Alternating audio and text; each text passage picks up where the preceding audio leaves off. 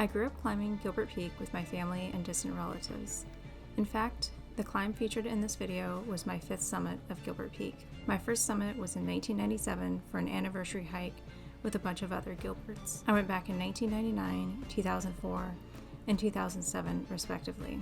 Gilbert Peak, Washington, or Mount Curtis Gilbert, is located in Washington State between Mount St. Helens and Mount Rainier, right at the edge of the Yakima Indian Reservation and the Pacific Crest Trail. The peak was named after my great-grandfather, Curtis Gilbert, in 1949, upon recommendation from Supreme Court Justice and avid alpinist himself, William O. Douglas, who was a friend of my great-grandfather Curtis. My great-grandfather had died of a massive heart attack in 1947. I have linked some articles about this in the description of the video. I'd also like to point out that the full name of the mountain, Mount Curtis Gilbert, is misspelled on numerous official websites. His name Curtis was actually spelled with 2 S's, which is the traditional spelling of Curtis in our family. Several of his descendants have their names spelled as such. My great-grandfather used to lead Boy Scout Troop 9 of nearby Yakima, Washington, up the mountain and was joined by his sons who kept climbing Gilbert Peak and other mountains up until a few years before their deaths. 2 of his sons, Greg and Bruce, summited in either 1997 or 1999 because I remember an elderly Cragg falling down and busting his nose open on the descent. Some of our extended family do the Gilbert Peak climb at some point in their summer in small groups, and my nephews have made it all the way to the top. One of my nephews completed his 3rd summit this past summer and was the youngest ever recorded person to climb Gilbert Peak at age 6. So some items you should definitely bring on this trip are a helmet. I really regretted not bringing this. You'll definitely need this towards the top where there's a lot of loose rocks and you'll do some rock scrambling, and if you're climbing with somebody else they could knock a rock loose and hit you in the head and cause a traumatic brain injury, and there's no one there to save you, so definitely bring that. Also bringing some sort of crampons or yak tracks. I'll put up a picture here of them. You can get them for super cheap on Amazon, or you can get them from REI, Cheap and Steep, etc. But they're basically little chains that go on your boots. They go over your boots. They're kind of stretchy, and then they have 2 little spikes on them, so they're not quite as bulky as crampons. The temperatures in the higher meadows where we camped went to just above freezing, so I definitely bring a sufficient sleeping bag. They do make them for below freezing temps, as well as a down coat, beanie, gloves, etc. Some of us did wear gaiters on the hike because it's extremely dusty on the lower part of the mountain, so it keeps the dust and dirt out of your boots, which was super helpful. And then of course on the glacier it keeps the snow and ice out.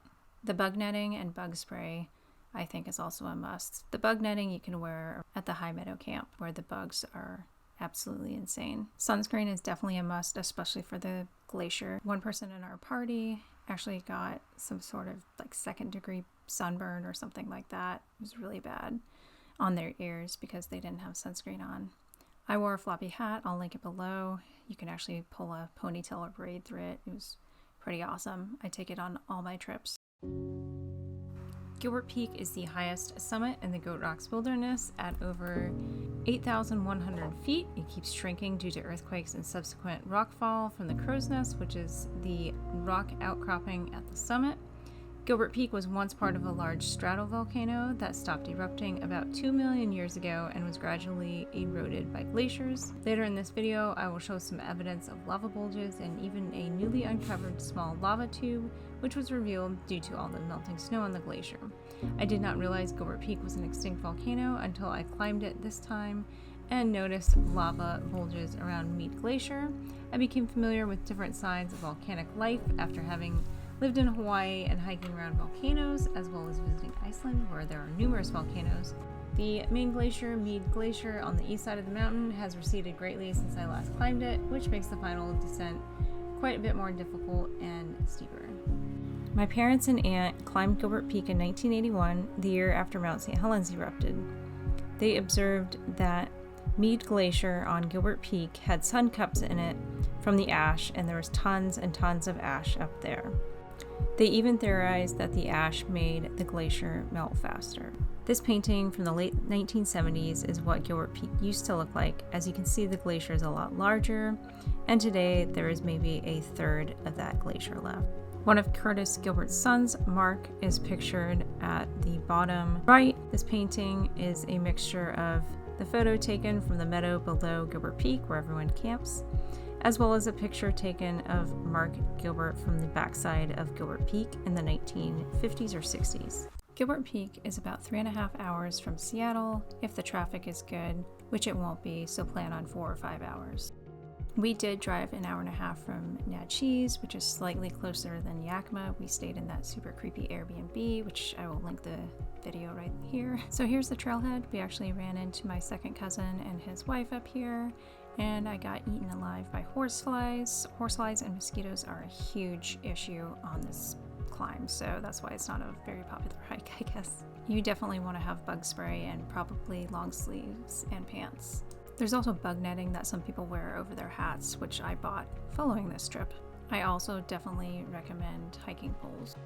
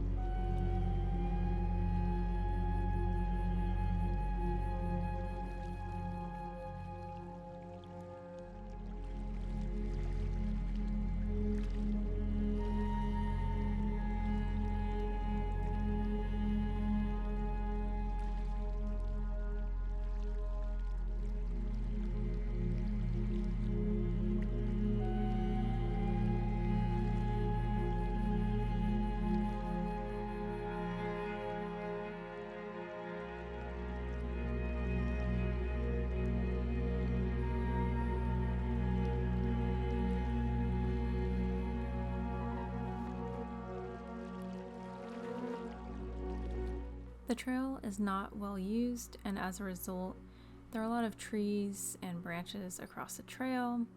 The Forest Service is also kind of understaffed and underfunded right now, so they don't come out and clear the trail regularly.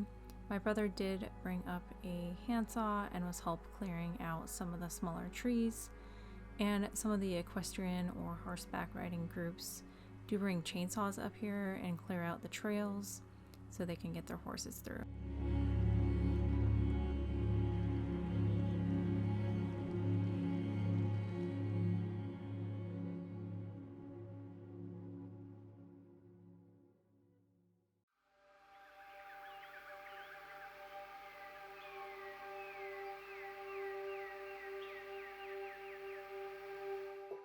Okay, so here is my setup, carrying my poles. My sleeping pad over here, camel bag is inside.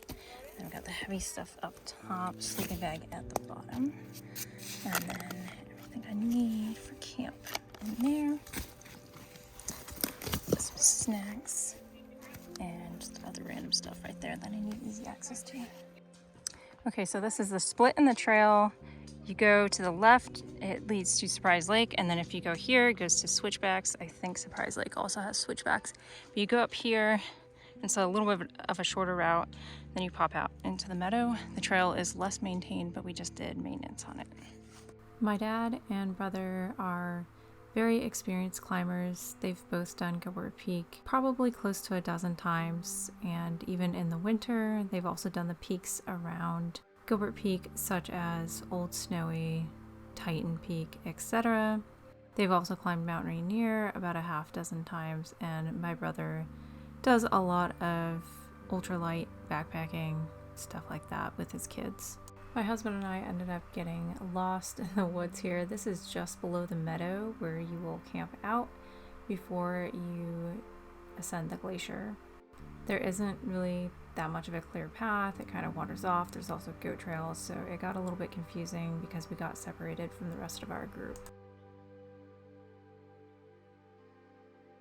I have a picture from our 2007 hike in this exact same spot in the meadow, and it was my sister-in-law's first time climbing Gilbert Peak in 2007. And here she is, Gilbert Peak, right through the trees.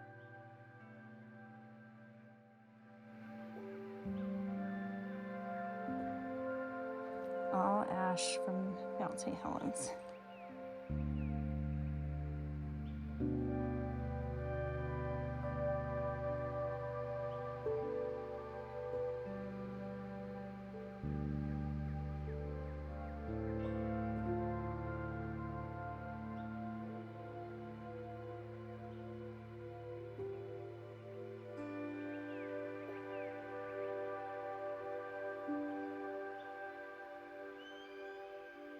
In either 2004 or 2007, a mountain goat jumped out of the bushes about 10 feet in front of me, right in this spot. It was pretty terrifying.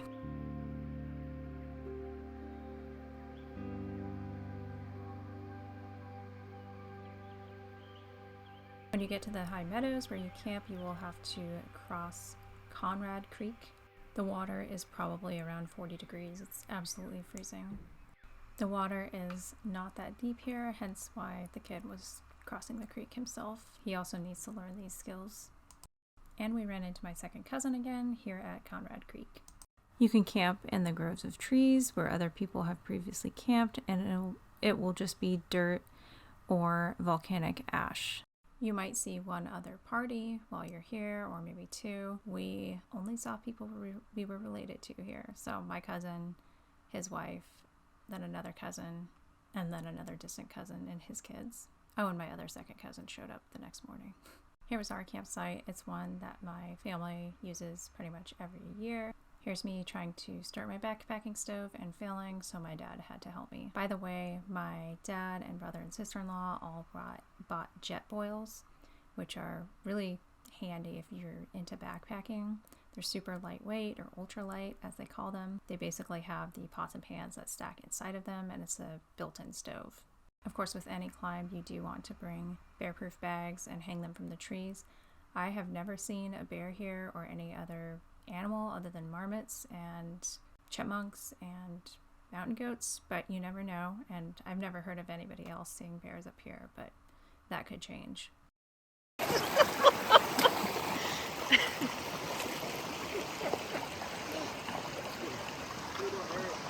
This meadow, by the way, is situated close to a cliff, which I did not realize until I went out and explored.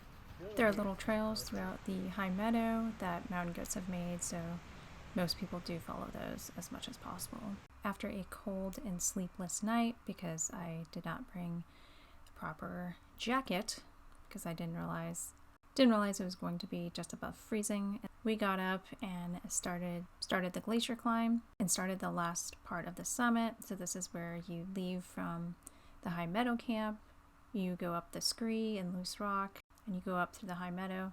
You go up through an even higher meadow, traverse the glacier, and then go up through the scree or loose rock and do a bit of a rock scramble.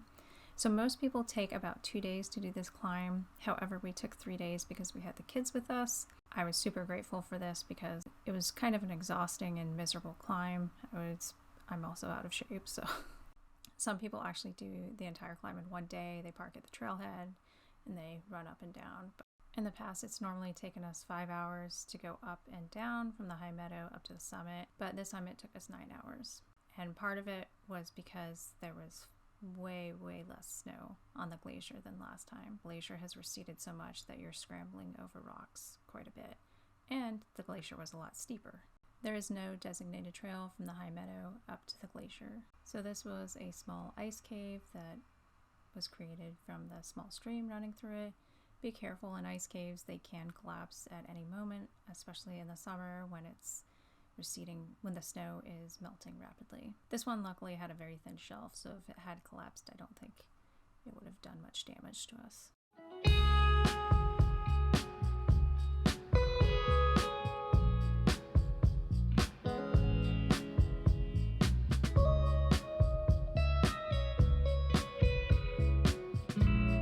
So like Warm Lake is it like down? It's over there. Oh, okay. So when you come down off the ridge, it's Yeah. right down in there. somewhere.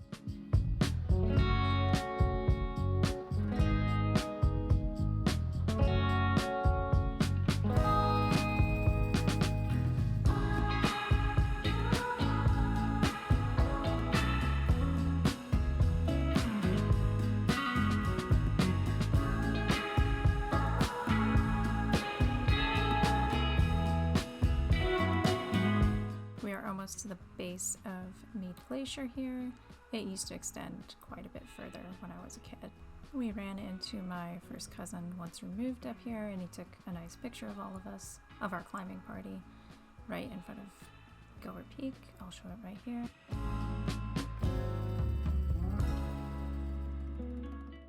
And here was a lava bulge. I would not have recognized this if I hadn't been hiking around volcanoes in Hawaii. I did go through the crater of one, I'll put in a picture here, a crater of one that erupted in the 1950s, and they had black lava bulges. Obviously, these ones are gray because they're really old, probably over 1 million or 2 million years old.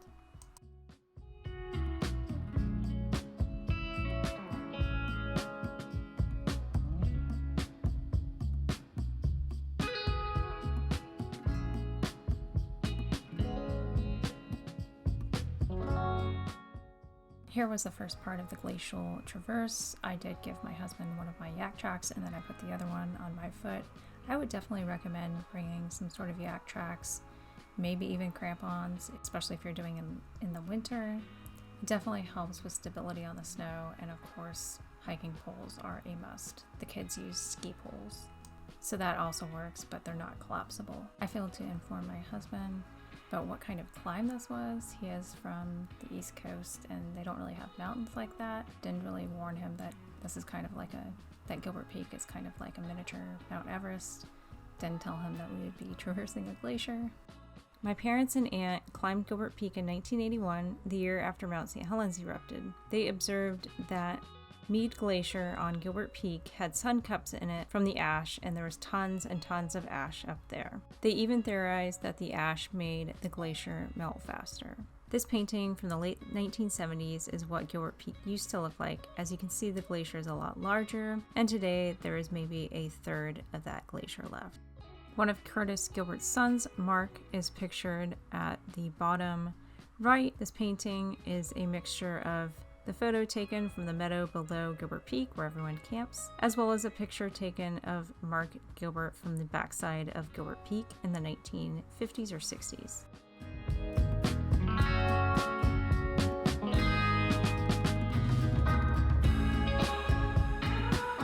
One of the kids found goat hair. This was his third summit. Ran into my second cousin and his wife again. They beat us to the top.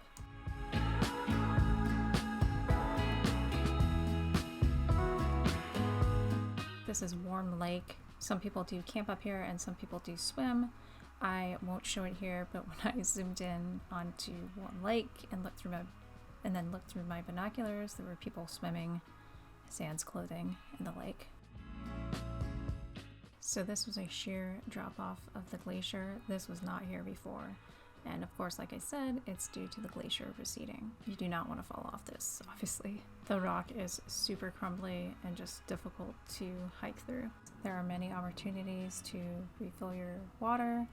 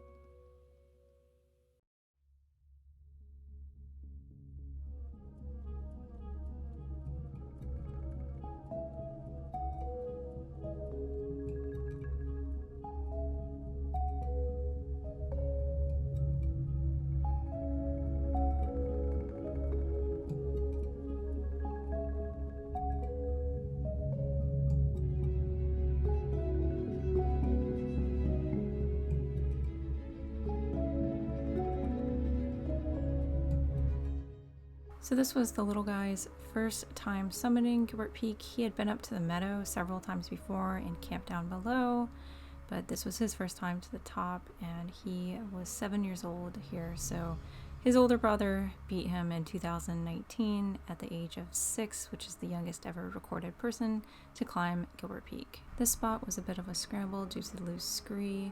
It's a little bit of a rock climb, so you might want to think about bringing gloves if you'd like to. This used to all be under a glacier, like I said before.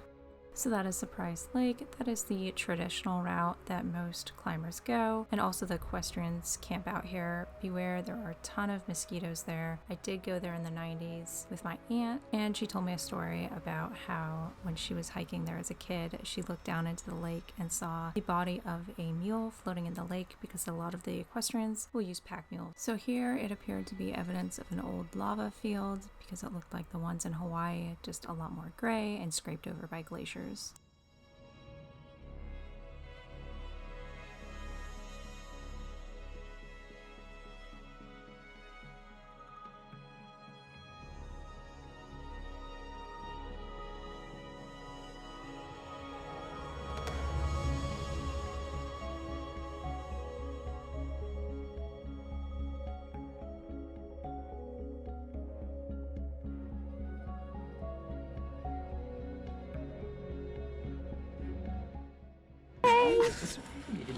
I'm going into a cave.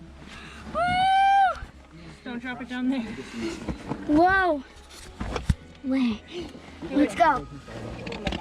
Ah. Whoa. Whoa. Children journey. Ah. Whee! Is this fun? It is. Oh no. Yeah. I would have done it on this side. Whee! It's a lot better of a fit on this side. I guess you can't change now. Good job. Woo! That cave was made. Woo! Good job. Thanks for filming. This was a small lava tube that we spotted. We hadn't seen it on previous climbs because it was, of course, covered by a glacier. So I paid the youngest kid $20 to crawl through the tube with a GoPro on. His parents were okay with it, and we would have been able to pull him out had he gotten stuck. The other kid did get stuck, unfortunately, but we pulled him out.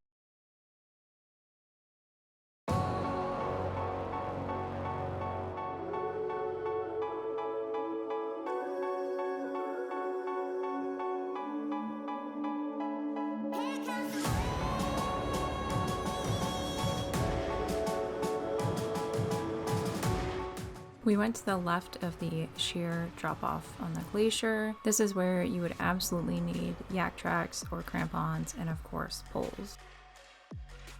We did not rope in here. If you were to fall, you could absolutely stop yourself with your shoe just by digging your heel in, and the snow was pretty mushy at this point because it was the end of July, early August. The two youngest kids were roped in here because they were on a steeper part of the glacier with their parents, but the two older kids know how to self-arrest and stop themselves because they're actually quite experienced with climbing.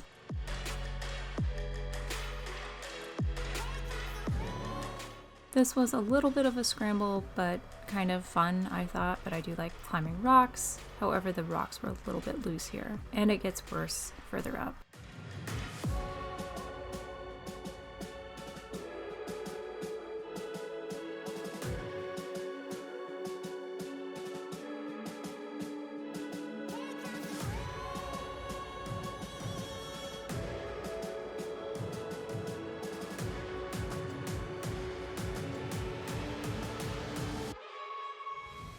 You can see several volcanoes from Gilbert Peak, including Mount Adams, Mount St. Helens, and Mount Rainier. You can also see the Pacific Crest Trail right across the valley. I'll show that later on. And you can actually access Gilbert Peak from the Pacific Crest Trail, but that is a totally different route. You can also see the Yakima Indian Reservation from Gilbert Peak. There is an access point, but you're not allowed to go on the reservation unless you are a tribal member or invited by somebody who lives there. If you get caught by the tribal police, it's a bad day.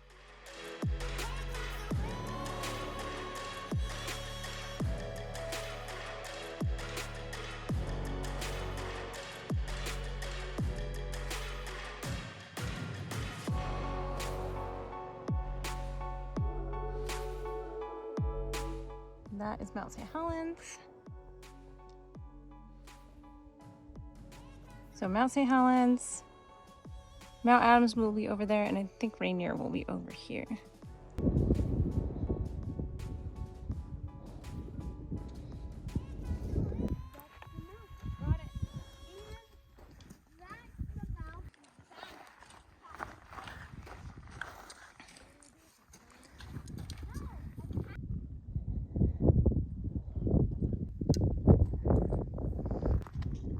Like 50 feet behind me. Almost. The scree on the backside of Gilbert Peak is pretty loose here and one of the most frustrating parts of the climb, in my opinion.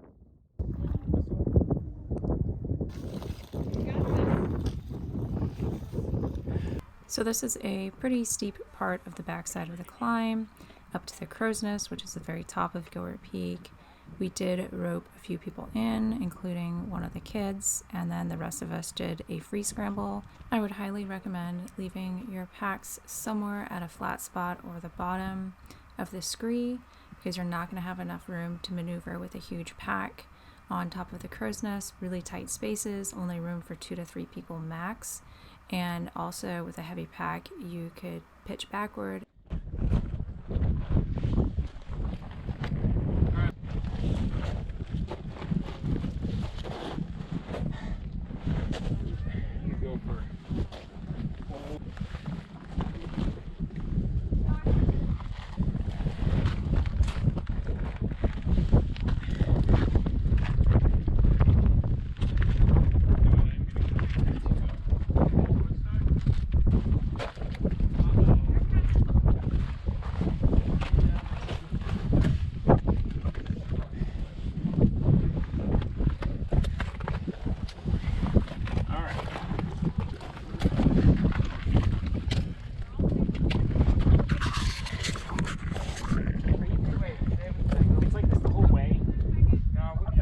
This is the worst of it. Yeah, we'll come around. And I've heard that like 17 times this year.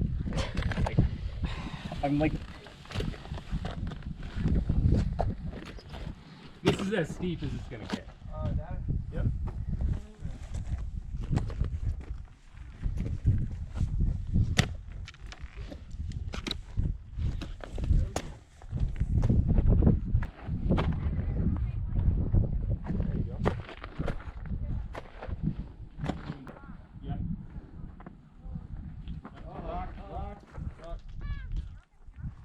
So large loose rocks and boulders are a concern here, and if there is a large group going up, that is obviously a hazard.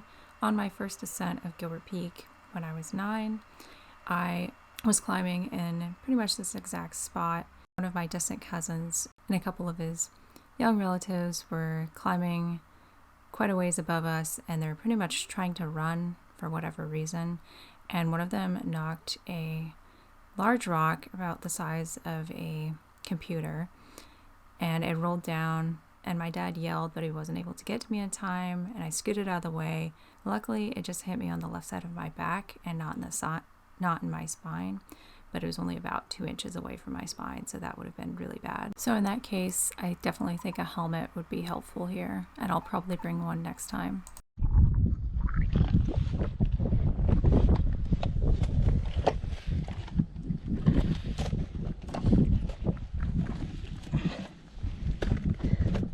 watch out, big rock.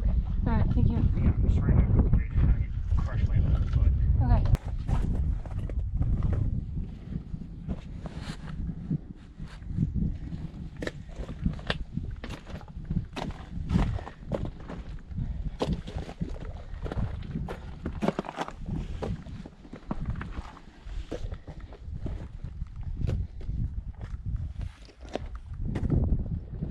In front of me is a sheer drop down to the glacier, and to the left of me is the Crow's Nest, which is the very top of Gilbert Peak.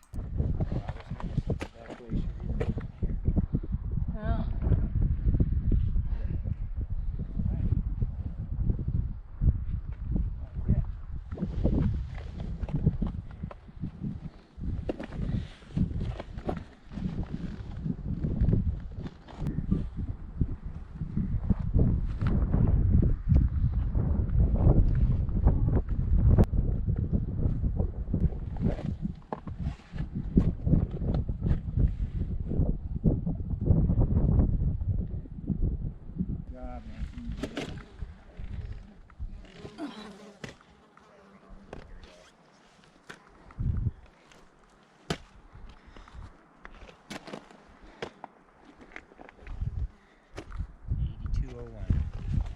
So Gilbert Peak is surveyed at 8,201 feet. However, it is shorter now due to earthquakes that caused the rocks in the crow's nest to fall down. The crow's nest used to be a lot bigger. I will insert a photo of my grandfather and the rest of the Boy Scout troop that my great-grandfather, Curtis Gilbert, led. This was in 1949 during the naming of Gilbert Peak. Supreme Court Justice William O. Douglas officially had Gilbert Peak named.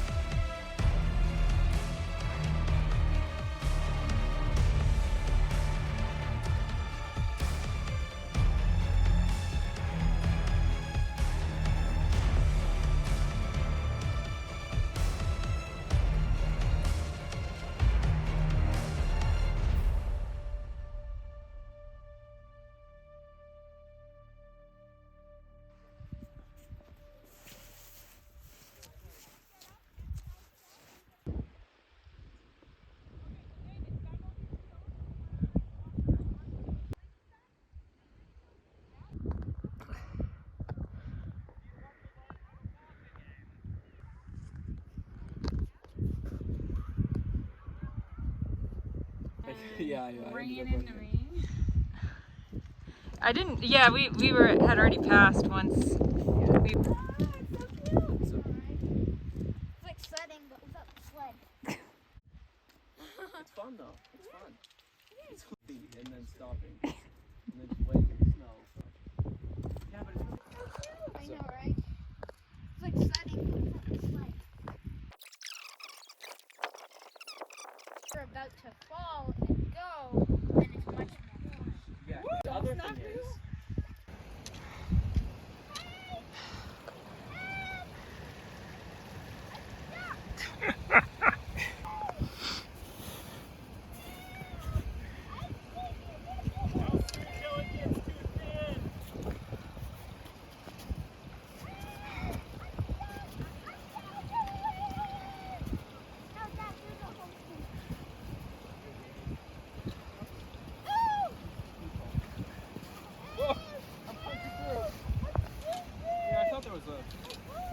That way. We can play whack-a-mole. oh my gosh, that's so funny. No, I think it's gonna go. I'll go too. Fine. Only 1%.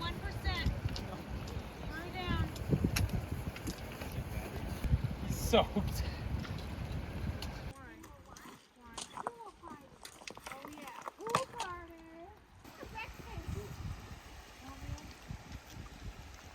Mountain goat. Your dad's going to get that goat.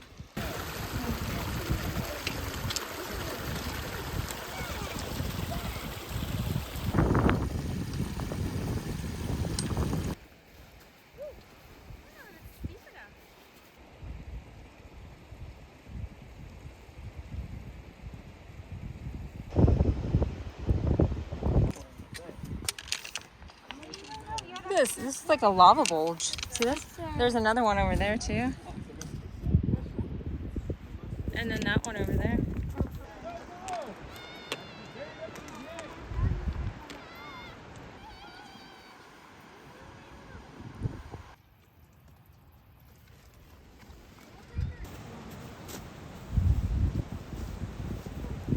All right.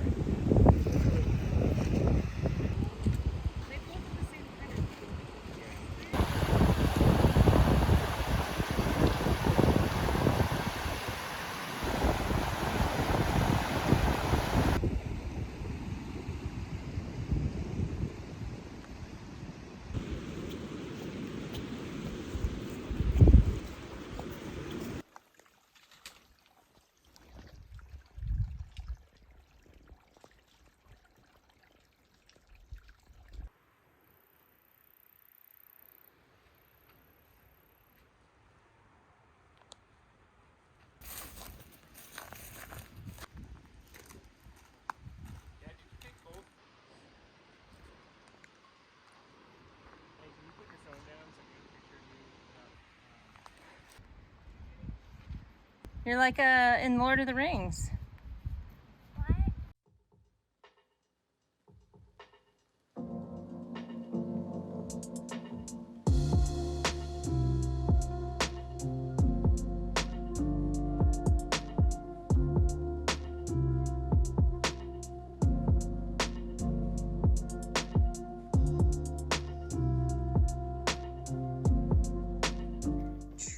Gilbert Peak this way.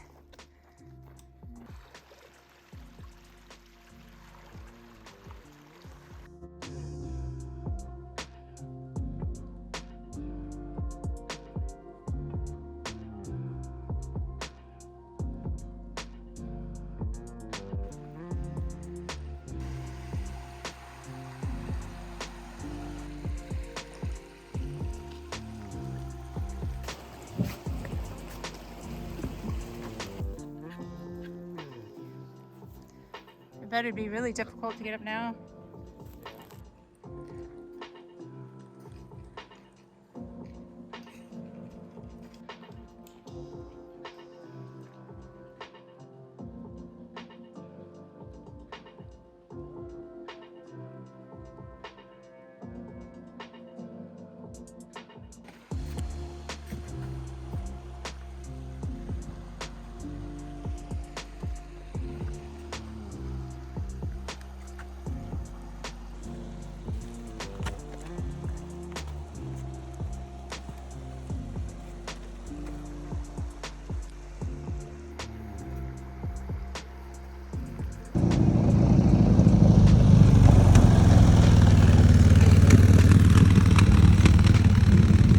Falls through.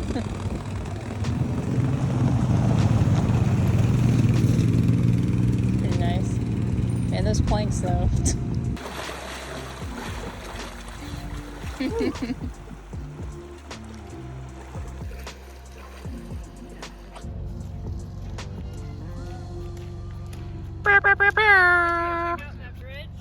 Not drive over that bridge. That little bridge back there. So if hikers are going through, you can't. They have a light flash.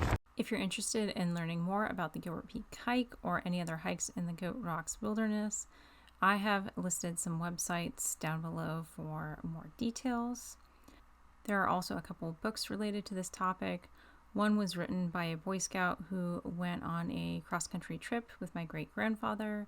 The book is called Where's Frank? I've linked it down below. And then Supreme Court Justice William O. Douglas. He wrote a book. It's called Of Men and Mountains. He was an extensive hiker. If you have any questions, be sure to leave them in the comments. Thanks for watching.